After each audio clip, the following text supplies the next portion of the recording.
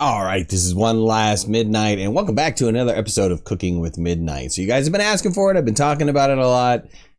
My recipe for tacos. So we're going to cover how I make tacos, but first, a history lesson. So tacos are a traditional Mexican dish that consists of some sort of food that's wrapped around a tortilla, whether it be corn or wheat tortilla. And it can be filled with various things. You can fill it with pork, beef, chicken, seafood, vegetables, anything you possibly want. There's a wide variety of things that you can fill a taco with. And it's garnished with like some sort of salsa or lettuce, tomatoes, onions, guacamole, that type of stuff. Who invented the taco and the origins and what time is completely unknown. There's a lot of different sources out there you can find where people have said some miners have invented tacos back who knows when, and there's other reports and backed up in history where tacos really predates the Spanish conquistadors coming into Mexico. So there's been writings of the time of the Spanish conquistadors, mainly by Castile, who documented enjoying the first taco feast with his captains, which was arranged by Cortez. So Cortez, as you know, came in and conquered Mexico, wiped out the Aztecs, and probably had himself a nice little taco feast before he just wiped everybody else. Because why? Nobody expects the Spanish Inquisition. So at any rate, here's how I make tacos. I hope you guys enjoy it. All right, some of the things we need for tacos. We need meat. Particularly, I like 90%, but I couldn't find 90%. I could only find 85% today. And it was on sale, so why not? So 85%, typically about, for a family of 4, 2 pounds to 2.5 pounds. You're gonna need some lettuce. You're gonna need a red onion, some tomatoes, some chopped cheddar cheese. I like to buy the pre-shredded ones. This Kraft brand tastes pretty good for sharp cheddar cheese. You want some yellow corn tortillas. I like the Mission brand. I'll show you why later. And the piece de resistance, you want La Victoria Salsa Brava hot sauce. You could also do the medium sauce if you want. The hot sauce is not that spicy. For me, it's not that spicy. So it's really your choice. This is what gives the meat the flavor though. So this is important. So tacos usually takes half an hour to 45 minutes to prepare. I like to cut my lettuce in strips. So, maybe 1/4 of an inch wide, and just cut it down the head of the lettuce. This was an older thing of lettuce that we had in the refrigerator. And then when I have the lettuce all laid out, like long strippy kind of things, I tend to kind of cut it in half. And that's it's perfect for a taco because it lays out nicely on the taco. So typically for 4 people, I like to have a Tupperware container like this size filled with lettuce. And that usually works for us. I don't typically have to cut any more. Of course, if you need more, it's, just make sure you have more lettuce, and it's quick. It's easy and quick to cut more lettuce. It's no big deal. For tomatoes, same concept. I like to cut up about 3 tomatoes for a family of 4. You don't want to dice them. Chopping is fine. A little bit finer than chopped, though. Okay, so some, decent cut tomatoes. Kind of a rough chop, right? Not necessarily a dice. You're going to have some pieces that are bigger, some pieces that are smaller, and that's fine. My knife wasn't sharp, so I had to sharpen my knife. But another way to dice tomatoes is just to cut the tomato down, not all the way through, not completely through, just cut the tomato down, and then do another cross cut, and then flip it on its side and just cut it, and you'll get these beautifully cut tomatoes diced out already for you. This is probably the easiest way to do it. First tomato I was cutting, I realized that my knife was horribly dull. All right, same with the onions. We're going to do a rough cut on the onions. I happen to have some onions in the refrigerator, so I'm just going to use these onions up.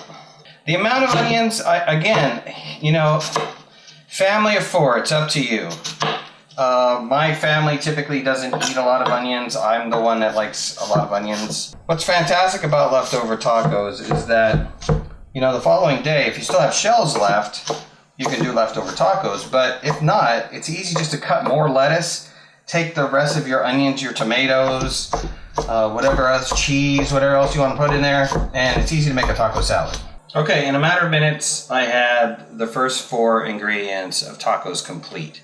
So lettuce, onion, tomato, and cheese. Cheese I'm going to leave in the bag.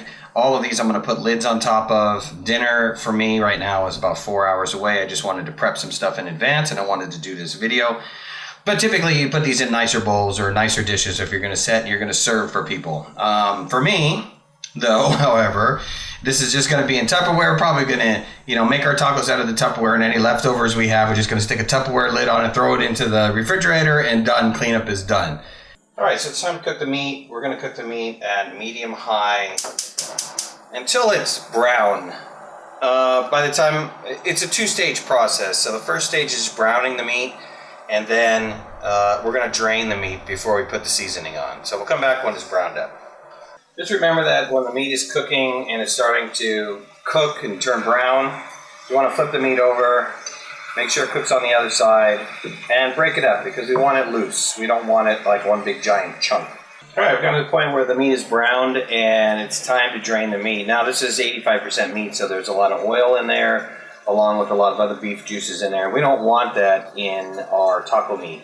So I'm going to take it over to the sink. I'm going to tilt the pan on its side, and I'm just going to drain out the oil. I'll be back when the oil is drained out. Okay, the meat has been drained. There's very little oil left in the pan. I took it all out. And now the second stage is to add the seasoning. So, salsa brava hot sauce or La Victoria salsa brava medium. It doesn't matter. The spices in it, the flavoring in it is the same. But the temperature is different, right? There's a difference between the two. So I use a whole bottle for the 2.5 pounds. I mix it in. And I let this cook until it's a nice kind of, I like it a little bit crispy, so I let it cook until it's like sticking to the bottom of the pan, and then I stir it again, let it stick to the bottom of the pan again, and then take it off. All right, the meat's done. The seasoning is caramelized on the meat. The meat's looking really good. So I'm gonna go ahead and I'm gonna take the meat off and just put it in a container and put it in the microwave, keep it warm. The next step we're going to move on to is doing the actual shells themselves. All right, to create the shells, we're going to turn the temperature to medium. And this pan, you want to make sure it's totally dry, that there's no water in it, because oil and water do not mix. And then I'm going to put in some canola oil, enough to cover the bottom of the pan and give me just a little bit extra. This is for frying up the shells. I'm going to let this oil get hot. I don't want to get to the point where it's smoking. I don't want smoking oil. I just want hot oil. And I'll show you how to test it in a minute when the oil's hot. The oil can be tested really easy just by grabbing a shell and putting it in on the edge. And if it's bubbling like that, then it's definitely ready to go. So go ahead and drop your shell in. How we do the shells is pretty simple. Just whisk it around just a little bit, lightly, flip it, and then fold it. And when it's folded, just go back and forth in the oil so that it cooks all the way through. I mean, these are already cooked shells, but you're trying to make them crispy. Not totally crispy like those hard shells. You don't want them that hard, but not soft like a soft shell. And the reason I like that Mission brand is because the shells don't puff up that much. You know, when they get into the oil, they will start creating bubbles, but the Mission brand tends to have the bubbles at a minimum. Where some of the brands that I've had, the whole thing puffs up, and it's very difficult to fold at that point in time. Make sure you drain the shell before you put it off onto the paper towel to drain.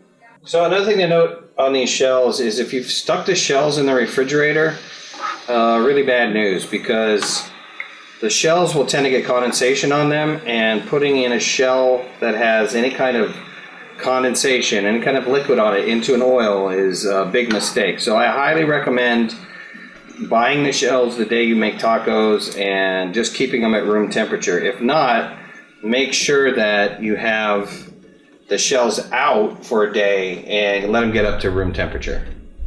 You know, when you finally get the hang of this, your shells should take you no more than about 15 minutes to do. All right, final step. just to make the tacos. So I like to do multiple at once. A little bit of taco meat in each one of these. You know, you can put as much or as little meat in there as you want. The choice is totally up to you. And I like to put my sauces down next. I like actually a little bit more salsa brava. A little bit of guacamole on each one. Cheese is next. Onions. Tomato. And some lettuce. Now I personally like just a little bit of salt on each. And also a little bit of lime juice. And there you go. You have tacos. Oh yeah. Good stuff. All right, so that was my video on tacos. I hope you guys enjoyed watching it. If you try out the recipe, let me know. Leave comments in the comments section below.